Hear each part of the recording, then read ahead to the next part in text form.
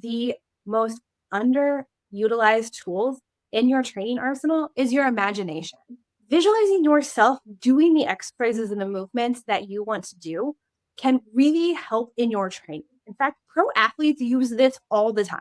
A lot of gymnast trainings will sit on the mat and close their eyes and visualize themselves doing those tougher advanced moves before they ever attempt it in real life. And then once they visualize it, they start with the basic skills that get them up to that higher move. But by the time they get there, they have the muscle movement down and they've seen themselves doing it in their head.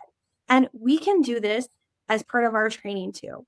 And one of the ways that this can work for you is if you're new to exercise or coming back from an injury and can't work out yet, visualizing yourself doing those movements.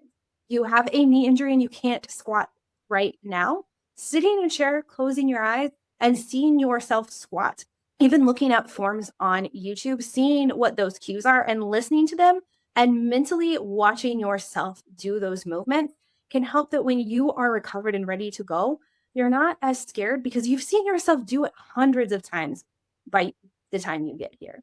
And you can also really use this as part of the fantasy training that we do as well, because you can get as creative as you want in your own head. Maybe you're squatting with 10,000 other recruits in your favorite fantasy army getting ready to go into battle. Or maybe you're clashing swords with the villain you would most like to take out.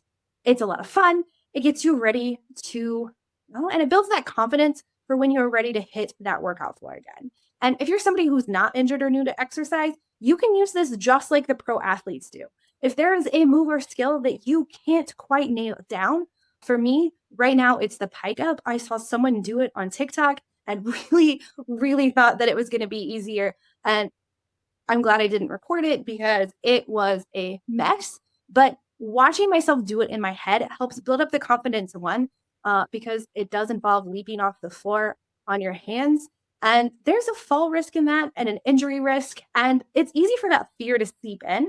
But if you close your eyes and imagine yourself doing it, then it helps kind of negate that negative voice in your head. It's like, we're never going to be able to do this. We can't do this because you are constantly telling it, nope, I can, I'm almost there. See, I can see myself doing it. So whether you are new to exercise, injured, or a seasoned athlete, you can use this visualization skill to enhance your workout and help level up faster.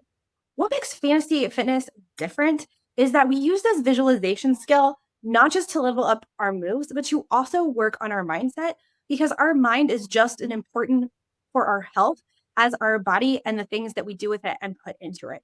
So, on top of helping level up our skills, we can also use this to embody the heroes that we look up to in our favorite books and fantasy realms. And the more we think like them, the more we pretend to be them as we're doing these hard things, the more we're going to see that show up in our everyday life as that more confident, strong, caring person because we are embodying them every time we work out. And it's really hard to stay small when you are visualizing yourself as the main character. I had a client who really embodied this because on days when they maybe didn't feel like they could get a lot done, they would just push that little bit extra because in their head, they're thinking, what would Nesta do? And Nesta would go down as many stairs as she could and then return. But that wasn't a failing because she kept trying.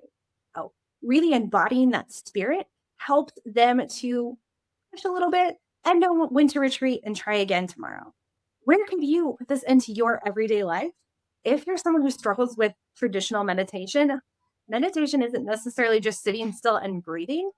It could be moving. Maybe you're on a walk and you're visualizing yourself walking through Mordor. Or maybe you are struggling with maybe speaking up and there's a character that you really wish that you could be more like. Putting yourselves in their shoes, even if it's just in the pieces of the book and the story, and really feeling that you are there in their shoes doing that thing can help you build that confidence in yourself or whatever that skill is. If you are envisioning yourself as that character, embodying that skill that you want to have. We also use this too, just in trying to boost our endurance or get more steps in with a zombie walking challenge. Just to survive the apocalypse, you had to get 10,000 steps. So that pushes them to get at least a certain amount of steps in, and then you can rank advance based on your own steps. You're only competing against yourself, but it pushes you. If you have 500 steps to go till you hit the next rank, are you going to sit on the couch and watch TV? Or are you going to get those 500 steps?